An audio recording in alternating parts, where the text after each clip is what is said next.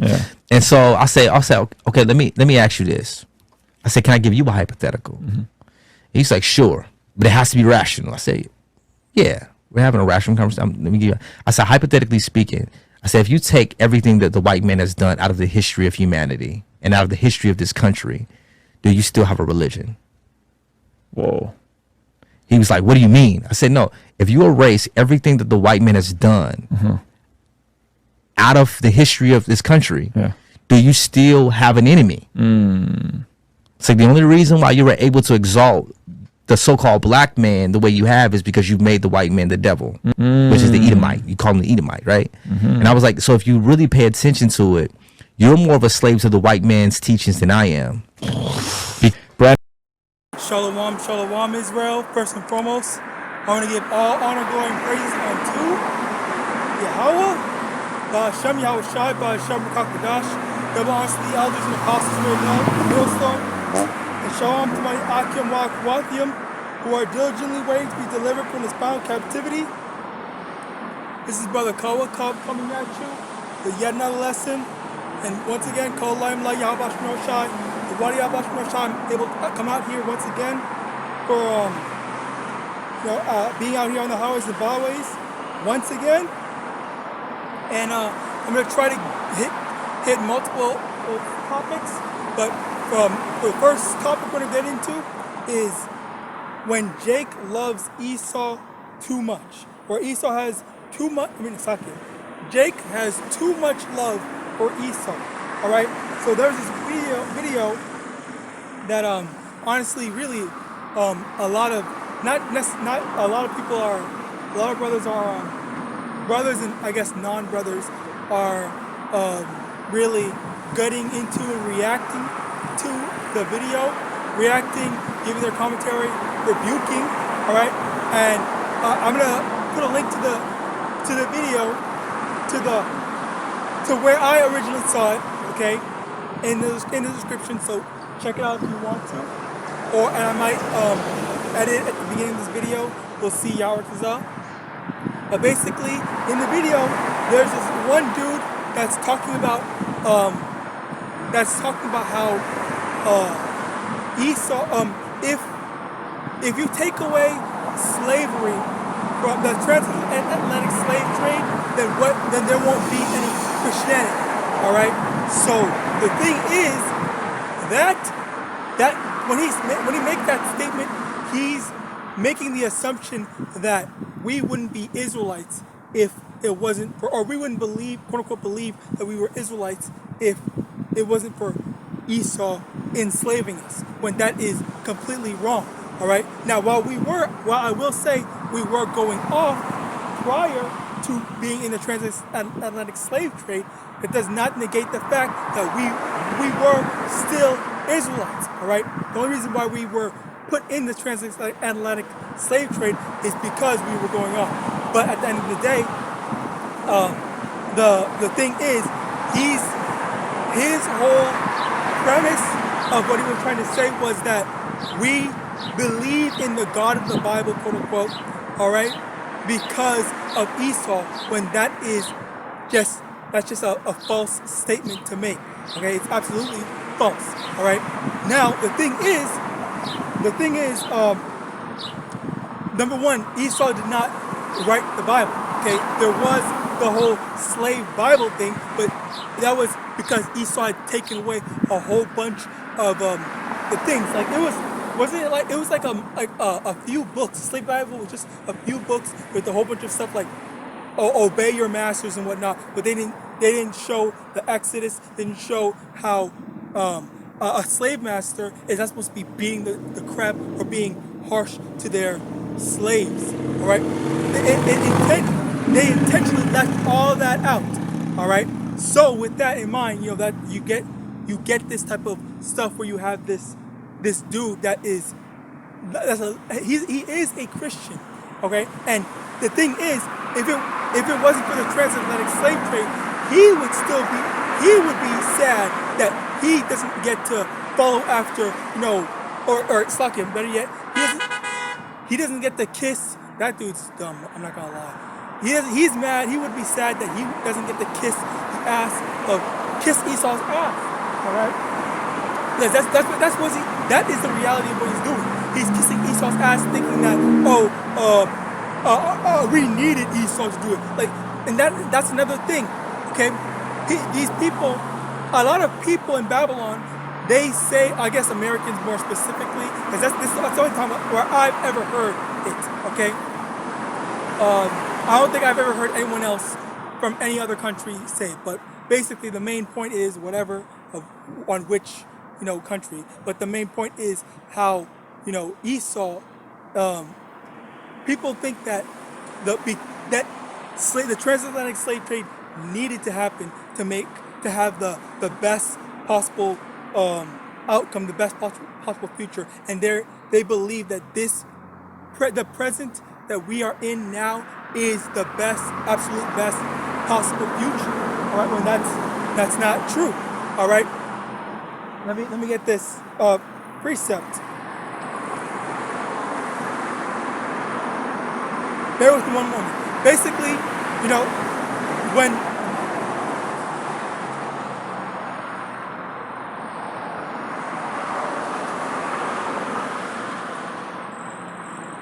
Proverbs 29 verse 2, when the righteous are in authority, the people rejoice, but when the wicked beareth rule, the people mourn. All right, so people are mourning. Okay, so this is absolutely not the best possible end that we could ever hope. Okay, the best possible end is the Israelites being in rulership, or better yet, more specifically, YAHAWASHI being in rulership. All right, that's the best possible ending. That's the best possible future for us. Okay, while I will say that this current I guess timeline, if you want to call it that, all right, is going to lead to that, but it doesn't change the fact that let's say, like, if you could manipulate the events and stuff that happened, all right, if we could skip this whole transatlantic slave trade or captivity stuff, okay, that would have been better. And the thing is, and Slaki, I keep on bringing this up. I brought this up multiple times before, but it truly does go to show just how evil and just how wicked and the terrible influence. Let me get that as well.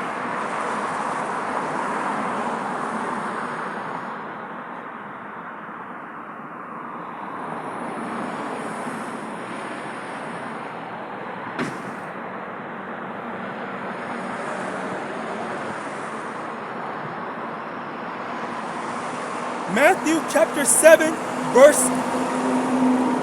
16. Ye shall know them by their fruits. Do men gather grapes of thorns or figs of thistles? Even so, every good tree bringeth forth good fruit, but a corrupt tree bringeth forth evil fruit. A good tree cannot bring forth evil fruit, neither can a corrupt tree bring forth good fruit. All right, so it's saying basically a good tree can't make something that's bad, and a bad tree can't make something that's good. Okay, and we will be able to recognize, everything, what's good and what's bad through the product of what has already transpired, so to speak. Okay, so we see the evil that's gone on, we see the good, we see the evil that's gone on, and we see who's responsible for said evil. All right, as a result of that, okay, we are able to recognize that, yes, these are the wicked that are in rule. Okay, so as a result of that, yes, we know that Esau is the wicked that is in rule. All right, so as a result, Slaki, I keep on saying that, Slaki about that, but as a result of that, we do see the corrupt tree bringing forth its corrupt and evil fruit. All right, so as a result of that, Slaki again, but as a result of that, this is how we're able to tell how things are, because we see how the world is. And one of the things which I forgot to mention, okay, one of the things that is the bad fruit that's brought out is the advancement of technology. All right, now some people might say technology is a good thing, and I'm even using technology right now. While yes, it does have its usage, but when you take it too far, or when you overuse it and whatnot, there's develops a lack of discipline as well as laziness and slothness that comes from it, where that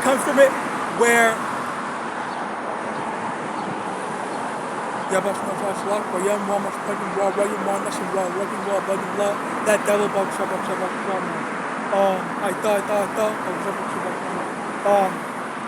basically, as I was saying, because some devil freaking rolled out his window to act like a bitch. Anyway, basically, as I was saying, how the bad fruits is technology.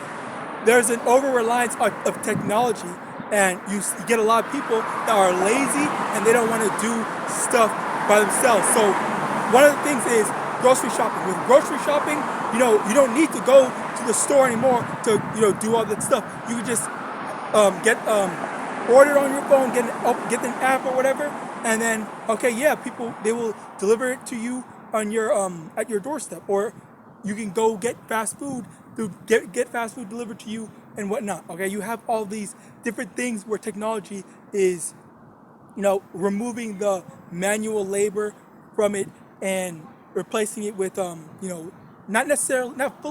not full on automation, but we're getting to that point anyway. Okay, and as a matter of fact, Esau is actually trying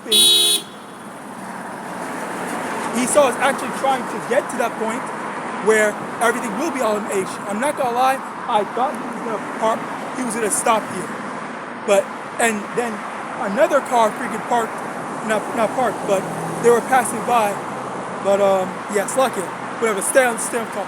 Basically, the thing is, automation. Esau's trying to get things to get to the point of full-on automation where you won't need to rely on people or manual labor. Everything will just be done for you automatically. And another key component to that, all right, that's harmonious to that system that will make people more likely to want to implement that, more likely to want that to be the norm. The new norm is the UBI. All right. So with the UBI, they were saying that you don't need to work because what we're gonna do. And it originally started with Andrew Yang, that one Asian American guy that was gonna run for president, but then he stopped halfway through or whatever. He was saying that what we're gonna do, what I want to do is give all Americans $1,000 a month or whatever, a universal basic income.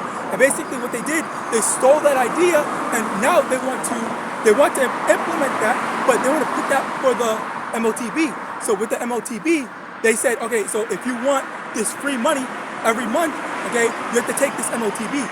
So then people will say, okay, well, yeah, let me get that, and I don't need to work. I don't need to work anymore, and I can just, do all this stuff, all right?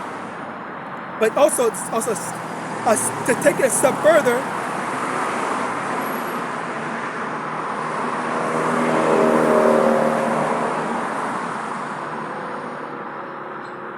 Revelation chapter 13, verse 16, he calls all, both small and great, rich and poor, free and bond, to receive an MARK in their right hand or in their foreheads, and that no man might buy or sell, save he that had the MARK, or the name of the beast, or the name of the number of his name. Okay, so basically what they want is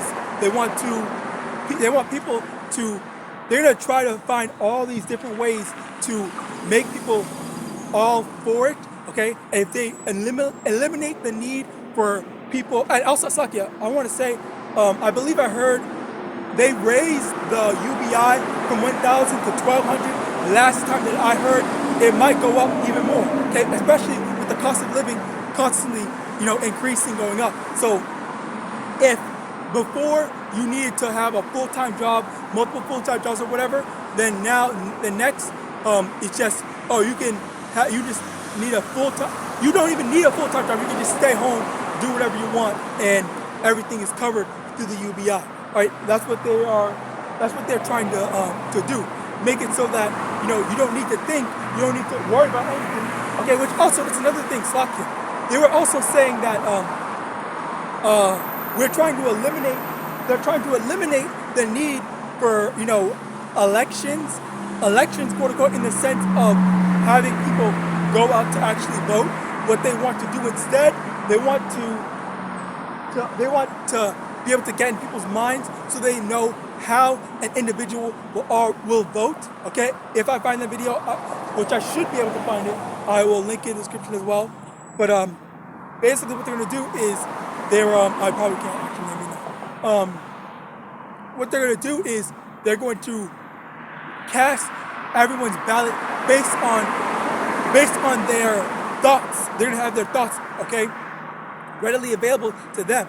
And the thing that's, once again, a lot of people, they understand that that's a breach in privacy. Like, they don't want most people don't want their private thoughts, readily available to for anyone to see or hear, okay? At least of all the government. But you're getting a lot of people that are getting more and more accustomed to being okay with it. All right? And the thing is, this is the gradualism. Okay, we've seen this with the whole with the C9. All right, with the C9, people used to say, to be able to think. Okay, initially in the beginning stages, people would make decisions on their own, but as time went on, they just said, okay, well, fuck what people think. We just need someone else to make all the decisions for us. Okay, they want to just remove the decision, the choice factor from it, and completely make it so that they're making the decision for everyone, making it like they almost made it like illegal for you to not have it. All right, almost. Okay, but for the spirit of YAHAWAH, he protected those that did not take it, more specifically the elect. Okay, where there are a lot of people may have lost their jobs. Okay, but that was the thing. It's not like you were disqualified from living. Okay, they just made it so that you would suffer. Their tactic is to make you suffer without relying on them. So that to the point where if you don't want to listen to them, if you don't want to just blindly follow them, then you have to suffer the consequences, which is you can't eat, you can't have a place to stay, you can't have any money or anything like that. Okay, or you can't participate in society. All right, that was a big thing that they were doing, that they were rehearsing. Okay, and they're going to push it out even more further down the line. As a matter of fact, they're going to take it to the extremes and down the line with the whole with the Karagma. All right, with the Karagma, what they're going to do, they're going to make it so that you just absolutely cannot buy or sell, or you just don't exist. All right, because that's the thing. They're trying to implement this new system, the digital system. All right, so that people can't, people not necessarily, it's not that you won't have a choice, but it's going to be like, it's an ultimatum, that's the thing. It's an ultimatum of either participate in society or you die. Die slowly of starvation or whatever, all right? Or people are just going to go robbing or whatever. They're going to have to rely on abnormal means to make it, to live, all right? This is their plan of attack towards us, all right? Towards primarily the prophets, the 1/3, the elect, all right? But there's also the truthers or whatever, okay, whatever you want to call them, that also are going to suffer for it as well.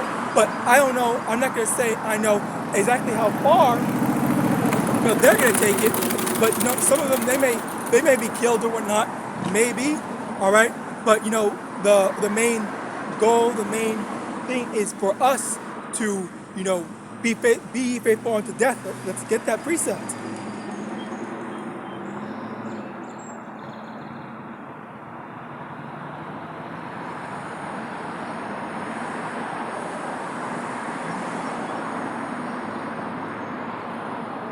Revelation chapter 2 verse 10, fear none of those things which thou shalt suffer. Behold, the devil shall cast some of you into prison, that ye may be tried, and ye shall have tribulation 10 days.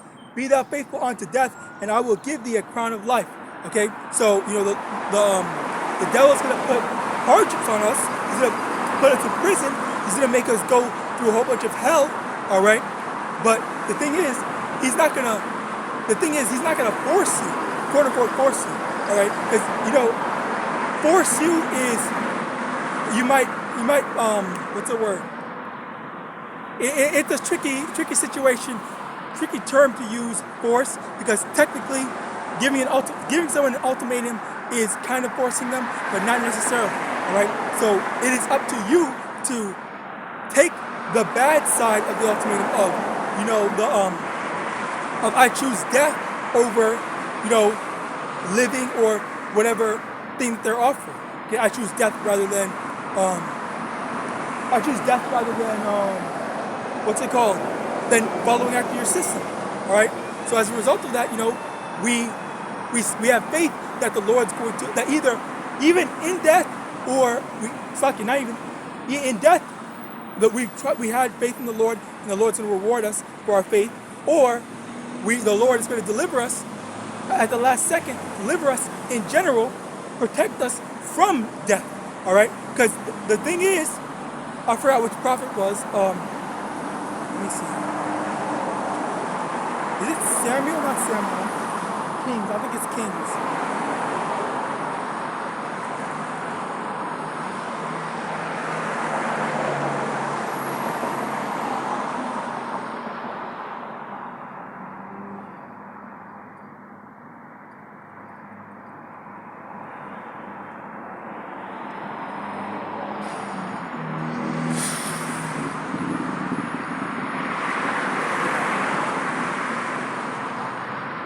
One moment.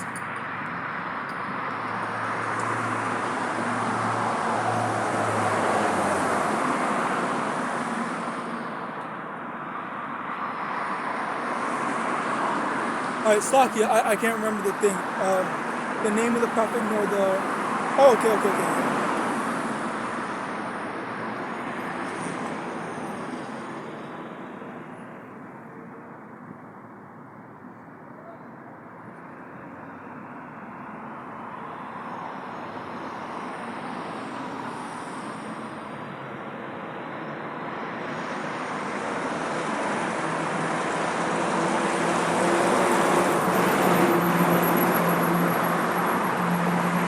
Okay, here.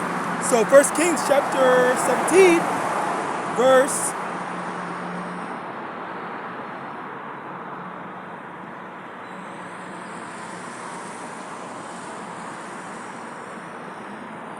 5.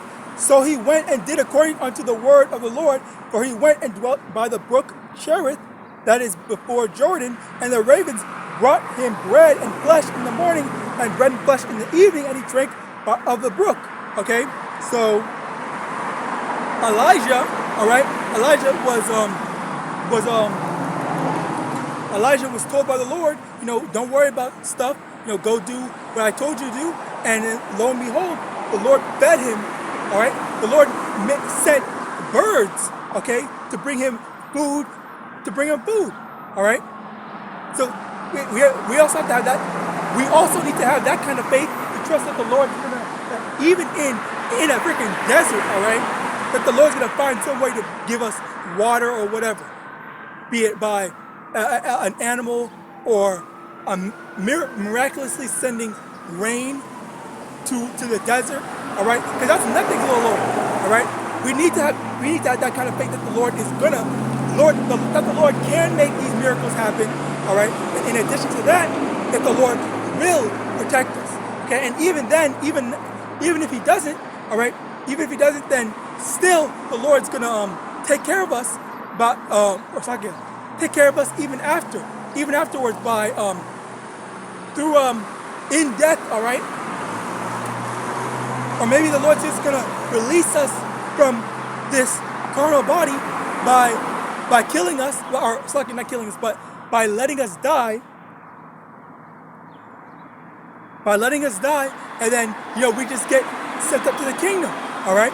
But regardless of whatever it is, whether we live or we die, we still need to have faith that the Lord is gonna look out for us and take care of us, all right. Because maybe the thing is, maybe if the Lord's going to kill you, all right, maybe if the Lord's going to kill you, that the Lord's going to make it painless, all right? It's going to make it seamless, like a quick transition, all right? I believe that he did that for that one family of the Maccabees, I believe it was, all right, where they were tortured, but they didn't even feel anything. Okay, they just everything wasn't an issue for them. All right, you need to have that same faith to know that the Lord's going to protect you as well. All right, but basically, yeah, going back to the initial topic, okay, with how the whole that one Jake was talking about how, you know, if it wasn't for Esau Edom, we wouldn't have, you know, the Christianity, or like he said, religion. All right, but the thing is,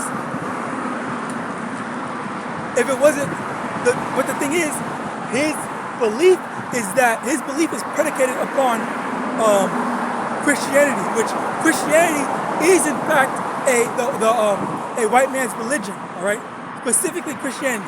But keyword but here, all right. What's it called? The Bible is not the white man's book. Okay, he did not write them. Okay, because there are so many things in the scriptures that go against, you know, the sayings of Esau Edom. All right, you know, you got you know, the alphabetism thing. You got let me get that as a matter of fact. Revelation chapter 13, verse 10. He that leads into captivity shall go into captivity. He that killeth with the sword must be killed with the sword. Here is the patience and the faith of the saints. So you really think that if Esau wrote the Bible, he would leave that in there? All right? You really think that Esau would keep this in the scriptures? Let me also get what Yahawashi said.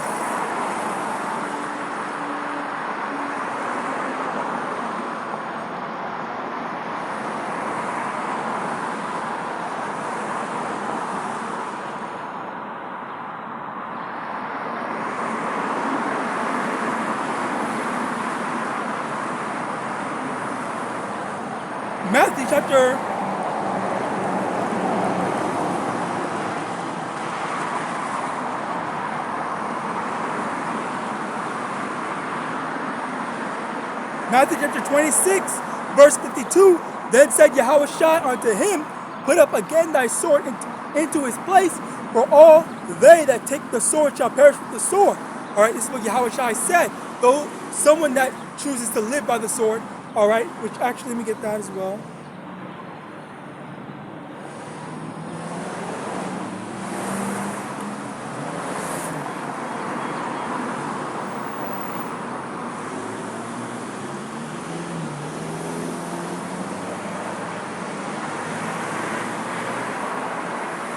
Genesis chapter 27, verse 39, and Isaac his father answered and said unto him, behold, thy dwelling shall be the fatness of the earth and of the dew of heaven from above, and by thy sword shalt thou live, and shalt serve thy brother. And it shall come to pass, when thou shalt have the dominion, that thou shalt break his yoke from off thy neck. All right, so Isaac blessed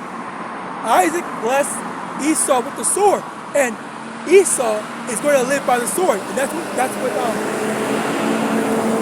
more specifically, that's what Yahawashi, you know, tried to avoid having one of his disciples do. I forgot his name. Have his disciple do, the one that had cut that one guy's ear off. Okay, that was trying to take Yahawashi. All right, he was telling him, don't put the sword away, all right? Because if you're living by the sword, you're gonna get, you know, you have to die by it as well, all right? And it's a very, what's the word? It's not a very pleasant way to go out, all right? You know, being murdered, all right? Or just fighting in general, right? That's not, you know, how you want to live. You want to live in peace. Because a lot of Jake in general, honestly, fuck it. Jake as well as Israel, the 1/3 and the 2/3, all right, there are some of us that really just want peace. We don't really want problems, and we try our best to stay out of trouble. We try our best not to cause trouble or to keep out of trouble's range, all right? But yet trouble still finds us, all right? And that's the thing. We just really want peace, and we try to avoid it and stay out of it.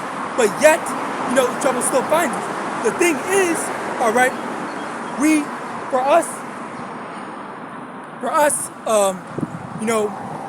don't want to live in that in this what's it called, chaotic life, which is that's how Babylon is. Okay, but we wait for Yahawashi return for us to be delivered. We wait for Yahawashi return to actually implement that true peace. Because what did that say? What does the scripture say? Micah chapter 4, if I can remember.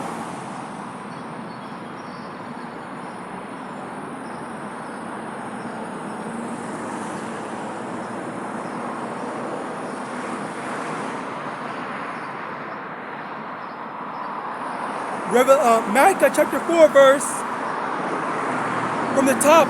When the last days it shall come to pass that the mountain of the house of the Lord shall be established in the top of the mountains, and it shall be exalted above the hills, and people shall flow into it, and many nations shall come and say, come and let us go up to the mountain of the Lord and to the house of the power of Jacob, and he will teach us of his ways, and we will walk in his paths. For the law shall go forth of Zion, and the word of the Lord from Jerusalem. And he shall judge among many people, and rebuke strong nations afar off, and they shall beat their swords into plowshares, and their spears into pruning hooks. Nation shall not lift up a sword against nation, neither shall they learn war anymore. So when Yahawashi returns, when Yahawashi is, Yahawashi's kingdom is at the top of all kingdoms, all right? That's when there's going to be no more war. There's not going to be any more, conflict and stuff like that on a, national level, all right? And we're going to finally be able to live in peace, all right? Not having to worry about all this conflicts and antagonistic life, all right? Because that's what Israel has to deal with. Always, and some sort of antagonist, someone antagonizing us, be it our own nation or Esau, Edom, or another heathen or whatever. All right, this is what we want to be brought to an end. So with that, I pray this lesson was edifying. I want to give all honor, glory, and praise unto Yahawah. Ba'ashem Yahawashi, Ba'ashem Kakodash, the bars of the elders and the apostles, the great millstone, above the ball, and Shalom.